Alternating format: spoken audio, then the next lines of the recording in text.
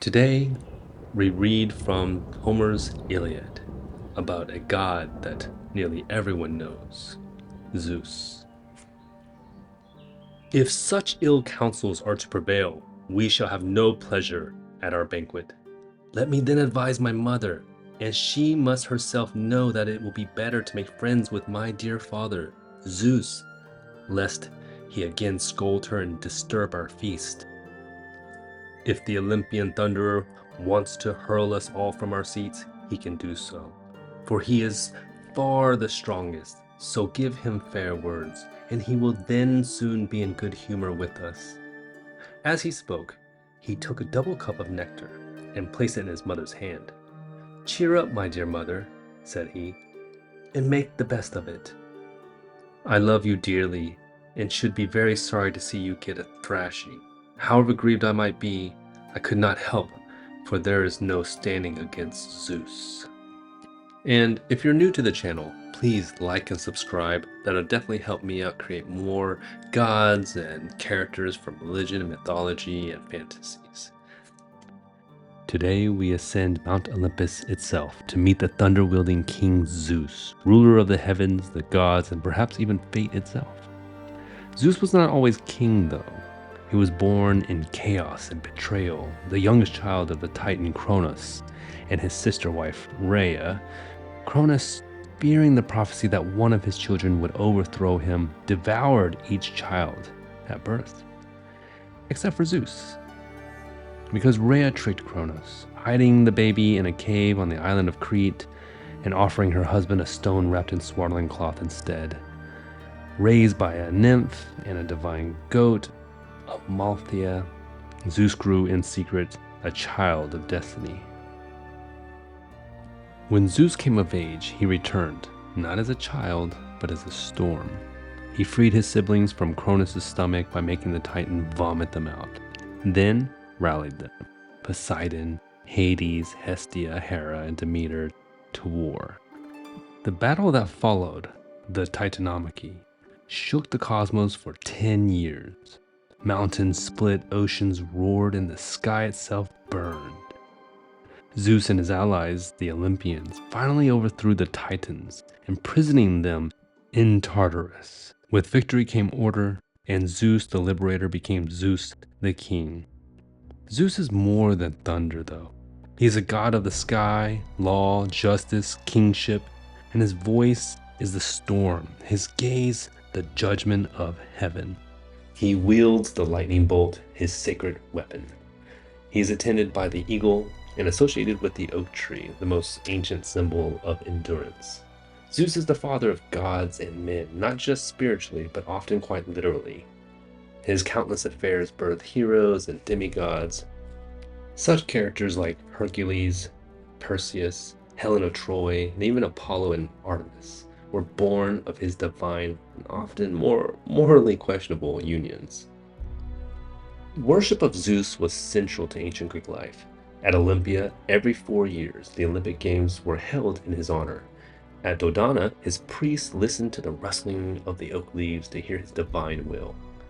He was invoked in oaths, law courts, marriages, and battles.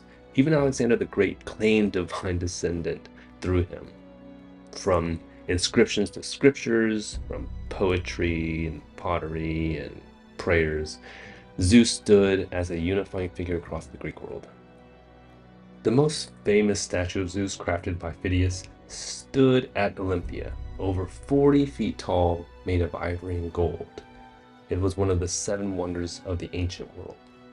Artists depicted him as bearded and regal, often seated, lightning in hand, all buff and stuff. Other times as an eagle or a bull, symbols of divine power and transformation. And in myth, he appeared to mortals in many forms, from a golden rain to a swan, bending reality to satisfy his desires or to exert his will. That's Zeus, Zeus is not alone in mythological sky thrones, though. But before we get into the other gods and how he relates into culture today and everything, I want to give you a little tips and hints on how to draw and what I've been drawing here with Zeus. Right now I am sketching with the ink and using different weights of pen to accomplish this line design.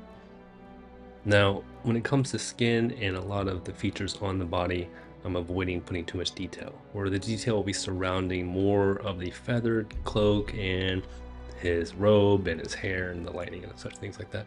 But for his skin, I'll only use the shadows to detail, and the rest of it will be pretty blank.